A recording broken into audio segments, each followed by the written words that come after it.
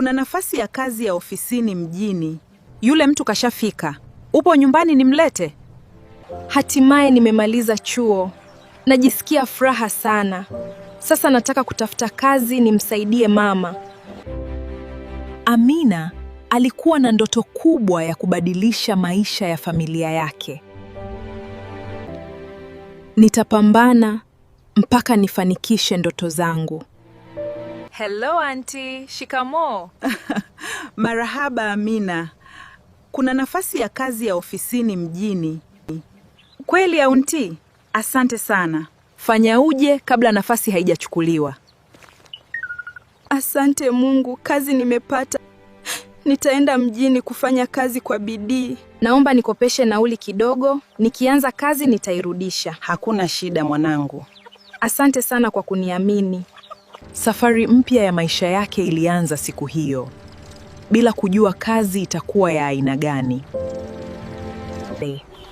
Mji mzuri sana. Sasa niende kwa auntie. Karibu mjini Amina. Asante, niko tayari kuanza maisha mapya. Sawa, subiri hapa kidogo nitakuja. Habari, yule mtu kashafika. Upo nyumbani nimlete? Sawa boss. Hapa ndio utaanza maisha mapya. Nilidhani nitafanya kazi ya ofisini. Usianze kuuliza maswali mengi. Kwa sasa hakuna kazi ya ofisini. Kwa hilo nifanye nini? Utaanza kazi za ndani kwanza. Auntie, mbona ukuwa umeniambia hivi? Hapo muhimu mishahara. Leo mtoto wa bosi anarudi. Piga kazi vizuri Amina. Nilikuwa na ndoto kubwa, lakini sina pa kwenda sasa. Nitavumilia tu. Khalidi amerudi. Karibu sana. Asante mzee. Utanisaidia kutoa mabegi kwenye gari. Usiku mwema. Habari za asubuhi Khalidi. Nzuri. Karibu.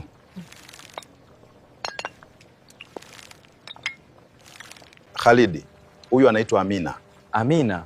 Ameanza kazi hapa juzi. Ni msichana mwenye adabu sana. Namuona. Leo bosi kawa mkali. We umeona hii? Yaani hii sio kawaida. Sio kwa kumlinda kule. Bado hujalala Amina? Nilikuwa nasoma kidogo. Unaonekana kama mtu wa ofisini kuliko hapa. Maisha hayakwenda nilivyotarajia. Amina, kuanzia sasa nataka uhamie ofisini kwangu. Hii ndio system. Naogopa nisiharibu. Usiogope, unaelewa haraka sana. Asante kwa kunifundisha. Hii ndio system ya kampuni. Ninaogopa nisiharibu. Usiogope, unaelewa haraka sana. Asante kwa kunifundisha. Twende, nadhani vitabu hivi vitakusaidia. Nashukuru Khalid. Wewe ni tofauti na wengine. Asante sana Khalid. Huyu si ni dada wa kazi? Anafanya nini huku? Anakuja kujifunza kazi. Watu wanaongea. Dada wa kazi ataweza kweli hapa? Uwezo wake umefanya awe hapa. Huna sababu ya kuwaogopa. Leo bosi kawa mkali. We umeona hii? Yaani hii sio kawaida. Sio kwa kumlinda kule. Si huyu ni dada wa kazi? Mwenzangu hayatuhusu. Habari Amina. Una smile nzuri sana. Amina, naomba uje kidogo ofisini kwangu. Sawa. Amina, sifurahi kuona unaongea na wengine. Kwa nini? Wewe unatakiwa uongee na mimi tu. Sawa Khalid.